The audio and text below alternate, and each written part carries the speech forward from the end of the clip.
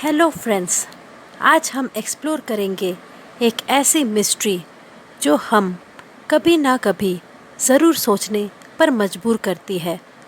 Life after death यानी मृत्यु के बाद जीवन। इस दुनिया के अलग अलग कल्चर्स और धर्मों में इस टॉपिक के बारे में बहुत अलग अलग विचार है। तो चलिए इस रहस्य की कुछ बातें समझते हैं। सबसे पहले समझना ज़रूरी है कि डेथ यानी मौत होती क्या है। साइंटिफिक पर्सपेक्टिव से देखें तो death is the point when our body stops functioning, heartbeat, brain activity सब कुछ बंद हो जाती है। क्या हमारी कॉन्शियसनेस या सोल बॉडी के साथ ख़त्म हो जाती है? इस प्रश्न पर कई फिलॉसफीज़ और बिलीव्स है। रिलीजियस बिलीव्स, हर रिलीजन का अपना एक यूनिक पर्सपेक्टिव है लाइफ आफ्टर डेथ के बारे में।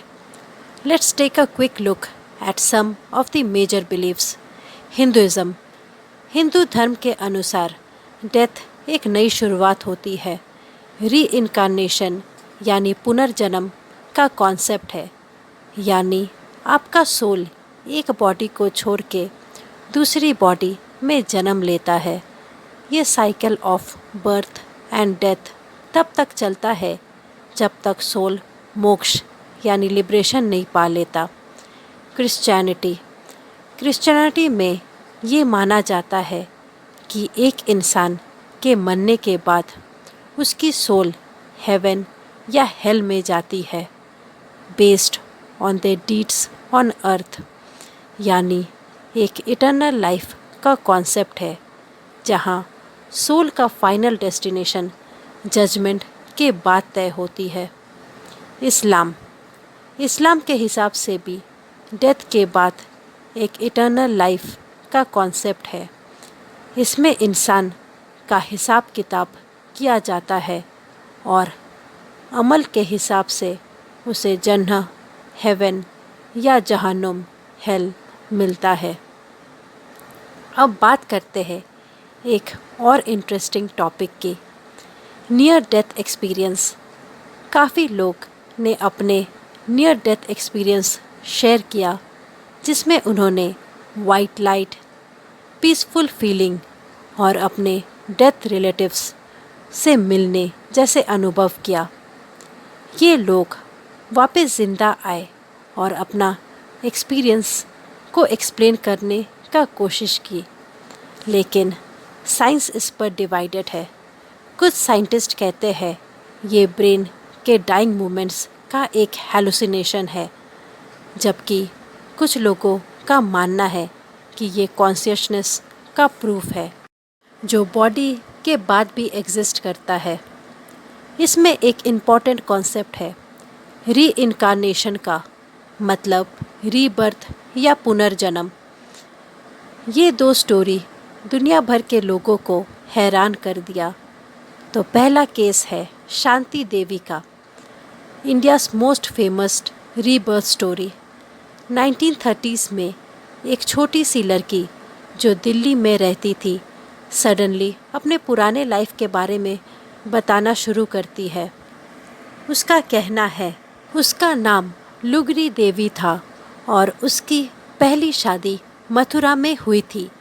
शांति ने अपने पुराने पति, घर और फैमिली के बारे में इतना डिटेल्स दिया जो एक छोटी बच्ची का पता होना इम्पॉसिबल था।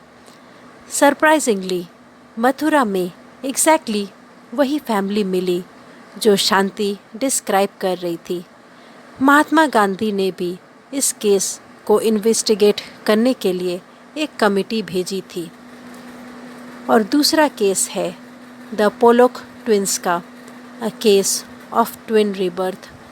1957 में पोलोक फैमिली के दो बेटियां जोना और जैकलिन एक एक्सीडेंट में मर गई थी। इसके बाद कुछ साल बाद मिसेस पोलोक ने ट्विन गर्ल्स को जन्म दिया, गिलियन और जेनिफर। जब ये ट्विंस थोड़ी बड़ी हुई तब उन्होंने अपने पुराने घर के डिटेल्स याद कराना शुरू किया, जो सिर्फ उनकी मर चुकी बहनें को याद था।